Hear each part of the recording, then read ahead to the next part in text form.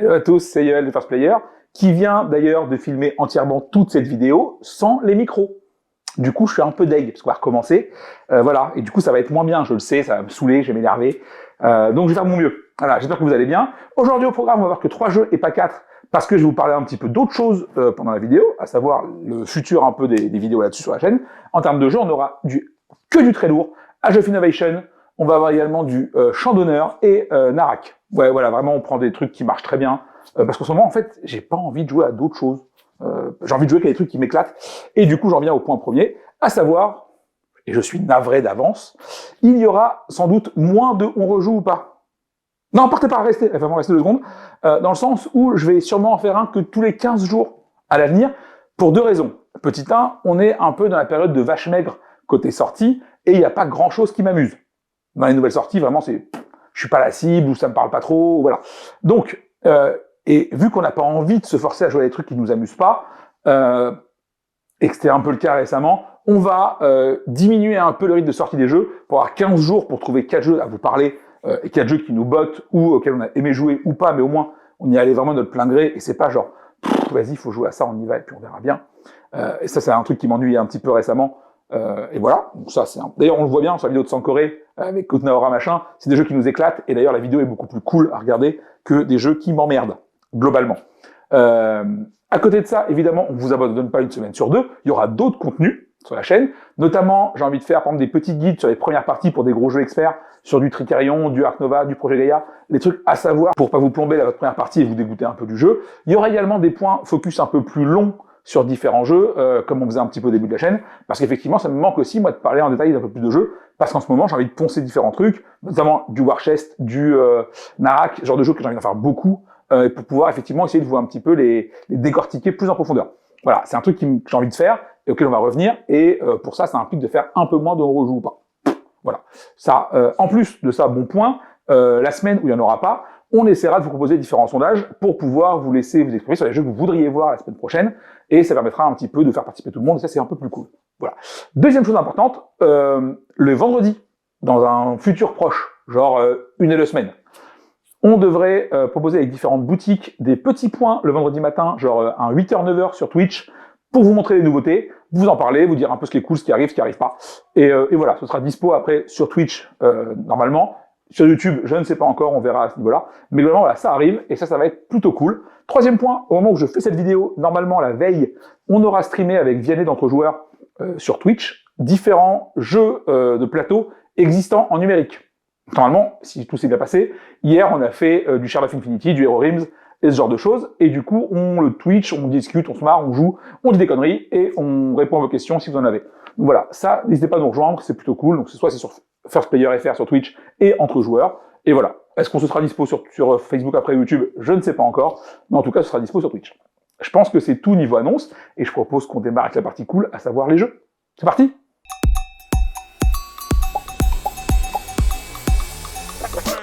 On attaque directement avec le premier jeu, à savoir Age of Innovation. Donc j'avais fait une chronique il y a quelques mois maintenant, au moment où le jeu allait sortir en VO. On a depuis beaucoup plus de parties, on sait un peu plus de quoi on parle, et on va faire un peu une mise à jour de ce qui se passe, de ce qui se passe pas, et de voilà. Donc Age of Innovation, c'est le petit frère, petite sœur, c'est ce que vous voulez, de Projet Gaïa Terra Mystica, où ils ont ajouté un élément légèrement important, à savoir le draft. Ouais, qu'est-ce qu'on draft, du coup, c'est la question. C'est pas de cartes. Et oui, le draft, ce n'est pas que des cartes, hein, on en parlera un jour, ça aussi, de qu'est-ce que le draft, comment ça marche, hein, bref, peu importe, c'est pas le sujet. Donc, vous allez drafter vos factions, vos couleurs de factions, vos pouvoirs de factions, c'est juste trop bien. Le draft est juste trop malin, parce qu'en plus, il a 2 avantages. Petit 1, il te permet de tester des trucs absolument improbables, voire parfois trop forts, mais ça, on s'en fout. Vraiment, c'est que tu vas tester des trucs, tu te dis genre, ça marchera jamais, et ça marche. Et l'autre truc qui est très chouette, et ça pour moi c'est un petit peu de la magie de la part de Furland, c'est qu'en gros, et ça c'est valable pour beaucoup de joueurs, dès que tu fais ton draft, à la fin t'en es content. C'est-à-dire que toute l'association, elle est cool. Et je sais pas comment ils ont fait, alors oui tout est équilibré vers le haut je pense, et tout est fort volontairement, mais j'ai pas vu encore de joueurs drafter et dire à la fin genre, putain mon draft est naze, la partie va être chiante. Et ça c'est déjà une vraie réussite. Genre tu draftes, t'es content et t'as envie de tester ta faction. D'ailleurs, inconsciemment et t'as tendance à ne pas redrafter ce que t'as déjà joué, même si t'as bien aimé la partie avec. Tu te dis souvent, genre, j'ai envie de voir autre chose pour essayer, tu vois. Et ça, déjà, c'est très chouette aussi, donc ça implique un petit peu une grosse replay value, et tu as envie de voir autre chose. Et ça, c'est cool. Ensuite, mécaniquement, qu'est-ce qui change par rapport à Terra Mystica et à Projet Gaia? Deux choses. Petit 1, le jeu est beaucoup, mais alors beaucoup, plus lâche, plus loose en anglais, dans le sens où les deux premiers sont très coupe-gorge en termes de ressources. Vous allez très vite manquer d'argent, de minerais, être en galère. Tout va être un peu compliqué quand vous maîtrisez pas le jeu. Là, Age of Innovation a essayé d'être extrêmement généreux. C'est-à-dire que très souvent, tu arrives tour 4, tu es là, tu es gavé de ressources, et c'est assez plaisant à jouer. Ça veut pas dire que tu vas beaucoup mieux jouer ou beaucoup mieux scorer, parce que c'est toujours un jeu technique, mais tu as beaucoup moins cette problématique de « putain, je peux rien faire, ah, ça me saoule, ah, je suis bloqué ». Tu peux l'être, mais tu auras joué dans la manche avant ça. Et ça, c'est une réussite pour les gens qui, justement, aimaient pas ce côté coupe-gorge de Terra Mystica, parce que tu peux jouer. Inconvénient, par contre, c'est que tu es toujours sur une map fixe, comme à Terra Mystica, ce qui veut dire que dans un temps indéfini pour l'instant, mais quand les gens vont beaucoup y jouer, on saura comment t'ouvres selon les peuples que tu joues, selon tes couleurs, les meilleurs emplacements, les chemins à priver. Voilà. Ça, c'est un peu le problème, mais ça, c'est aussi lié au fait que la carte est fixe et il n'y a pas d'autre solution. D'ailleurs, pour ça, à titre personnel, que je préfère de loin toujours Projet Gaia, parce que la map est variable et elle force à se réadapter à chaque partie. Voilà. Après, encore une fois, avant de la connaître, si vous jouez chez vous avec vos potes, vous avez 50 parties pour le faire. Donc, c'est pas un problème. C'est en revanche un problème pour ceux qui vont faire effectivement 100 parties du jeu, en ligne notamment, où à la fin tu connais tes chemins. Voilà. Qu'est-ce qui apporte le jeu de nouveau par rapport à ceux existants, à part le draft? On va avoir une nouvelle ressource qui sont des livres qui permettent d'acheter des améliorations plutôt balèzes et des scorings un peu comme c'est pas comme les tuiles techno spécifiques à Projet Gaia, mais ça s'en rapproche un petit peu parce qu'il faut des ressources particulières pour les activer. Ça, c'est assez cool. Les bonus sont très chouettes. T'as l'impression de faire plein de trucs quand tu vas les récupérer. C'est assez plaisant et surtout, on a enfin un jeu pour ceux qui n'aimaient pas, notamment, on l'a dit, donc la sécheresse des précédents, un jeu qui est amusant. Séverine joue à Pokémon pour faire plaisir essentiellement, mais elle n'aime pas spécialement le jeu parce que parfois, elle est bloquée, elle se fait punir et ça la saoule un peu à ce niveau-là. Là, sur Generation, elle a pu jouer, elle a pu faire des trucs, pas forcément ultra opti, ni scorer, machin, mais t'es jamais bloqué. Tu peux toujours jouer, faire un truc et participer. Il n'y a pas ce côté où tu passes et t'attends 8 heures que le mec après toi fini de jouer. Ça n'arrive pas et ça, c'est plutôt plaisant. En termes de score, d'ailleurs, les scores sont beaucoup plus fleuves que sur du Projet Gaia ou du Terra Mystica, parce qu'effectivement, le jeu est plus généreux, tu fais plus de choses. Et en ça, le jeu est moins compliqué que ses prédécesseurs. Ce qui est assez étonnant, parce que le draft, pour le coup, lui, est assez technique, mais c'est la, gros guillemets, la seule partie technique du jeu. Le reste, c'est juste un jeu expert. À titre perso, est-ce que j'ai envie d'y jouer? La réponse est oui, parce que j'ai envie de tester plein d'associations, voir ce qui fonctionne moins bien, de trouver des combos un peu scandaleusement forts ou pas, et ça c'est très plaisant. Donc, je sais que je suis parti pour encore une vingtaine de parties dessus pour voir un peu comment ça s'agence. Ça c'est cool. À noter aussi qu'il y a une map 2-3 joueurs et une map 3-4 joueurs, ce qui fait qu'à 3, vous avez le choix de jouer une partie un peu tendue ou un peu plus loose, selon l'ambiance un peu de la table. Ça c'est très chouette, et c'est malin d'y avoir pensé. À titre perso, est-ce que je vais jouer? La réponse est oui, on est sur un 4 actuellement, pas de souci là-dessus. J'y rejoue avec plaisir. Par contre, je pense qu'à terme, je préfère toujours Projet Gaia, notamment pour les mêmes choses, les mêmes raisons que Terra Mystica précédemment, à savoir les pistes de science sont beaucoup plus cool et ont beaucoup plus de saveur que dans Terra Mystica / Age of Innovation. Le fait que la map est beaucoup moins fermée, beaucoup moins stricte, je préfère également. Et voilà. Donc ça, c'est. Après, demain, tu me dis, on fait un Projet Gaia avec du draft. Je signe 100% parce que l'idée est trop bien, l'idée fonctionne de ouf et ça renouvelle les parties de manière exponentielle. Et ça, c'est un vrai bon point. Donc voilà. À qui s'adresse Age of Innovation? Ça s'adresse à vous si vous aimez Terra Mystica. Évidemment, vous allez adorer Age of Innovation.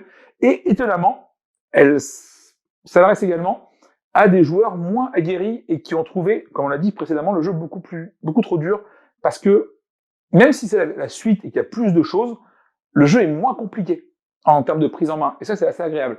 Inconvénient, tu peux aussi un peu moins bien facilement lire ce que veulent faire tes adversaires parce que déjà, leur peuple, tu les connais pas forcément, tu te dis pas, putain, lui, il joue bleu, je connais le peuple. Non. Il faut connaître le peuple, le pouvoir de la race, le pouvoir du machin, donc pas mal d'éléments que t'as pas forcément en tête tout de suite.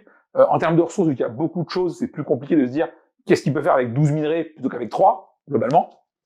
Et voilà. Mais le jeu est excellent, ça marche très bien, et vraiment, allez-y. Allez-y, voilà, c'est bien. Un peu comme Jean. Voilà. C'était la blague, elle est offerte. Là, j'envoie un texto, excusez-moi. On continue maintenant avec Champ d'honneur, aussi appelé War Chest, en VO de chez AEG, et donc localisé en France par Gigamic. Alors, sachez-le, je vais l'appeler War Chest quasiment tout le temps, déjà parce que je trouve le nom VO trop cool, vu que la boîte est un coffre, et ça marche trop bien. Champ d'honneur, c'est cool, mais c'est moins cool que War Chest. Donc, qu'est-ce que c'est? C'est un jeu d'échecs, globalement, un jeu complètement abstrait, où vous allez devoir péter la gueule de votre adversaire pour récupérer des points de contrôle. Bon, ça, on en a vu plein. Qu'est-ce qui fait que celui-là, j'en ai fait 15 en une semaine? Alors, deux choses. Petit 1, le matos est absolument incroyable, ce qui fait que la boîte est relativement chère, mais le matos est incroyable et participe grandement au plaisir du jeu. Et petit 2, le jeu est juste une dinguerie. Voilà, le jeu est trop bien, parce que, ce qu'il faut savoir, c'est que vous allez jouer 4 unités. C'est pas beaucoup 4 unités. Et ben, en jouant que 4 unités parmi les 16, le nombre de combinaisons est absolument incroyable et aucune partie va se ressembler. Et ça, c'est fou. De pouvoir proposer autant avec si peu de choses, c'est juste brillant. C'est-à-dire que vraiment, on y joue souvent avec le JB du Discord sur BGA, et il n'y a pas une partie qui se ressemble. Enfin si, il y a pas que je les perds à la fin, globalement, parce que jeu d'échecs et jeu d'abstrait, c'est pas mon délire, je suis nul, mais le jeu marche trop bien et ça m'éclate d'y jouer. Et même si je sens que je progresse, ce qui est plutôt un bon point. Mais voilà, et le jeu a une richesse qui est colossale, avec juste une boîte de base. Sachant qu'il y a 3 extensions, on en a testé une, on n'a pas encore testé deux suivantes, mais déjà, à ce niveau-là, rien à dire, c'est brillant. Qu'est-ce que c'est War Chest? Comment ça marche? Comment un peu voilà. Vous gagnez la partie quand vous prenez, donc on a dit, 6 points de contrôle à votre adversaire. Pour ça, il va falloir recruter des unités, se déplacer, taper, et ainsi de suite. Vous allez donc jouer 4 unités différentes. Chaque unité a une texture et une saveur qui lui est propre. Vous ne jouerez pas vos cavaliers comme vous jouerez votre chevalier, ni votre éclaireur, parce qu'ils ont tous des pouvoirs différents. Et pour ça, comment ça marche? Vous allez avoir à chaque fois entre 4 et 5 jetons par unité que vous allez drafter, 2 sont dans votre sac au début de la partie, et à votre tour, vous piochez 3 jetons de votre sac. Donc il y a un peu une composante backbuilding qui est assez intéressante. Et en gros, ces 3 unités, elles vont servir soit en défaussant un jeton d'unité déjà présente, de la déplacer, d'attaquer, d'effectuer son pouvoir un petit peu spécial, et ainsi de suite. Autre option, vous allez pouvoir recruter les unités qui iront dans votre défausse et dans votre sac comme tout deck building.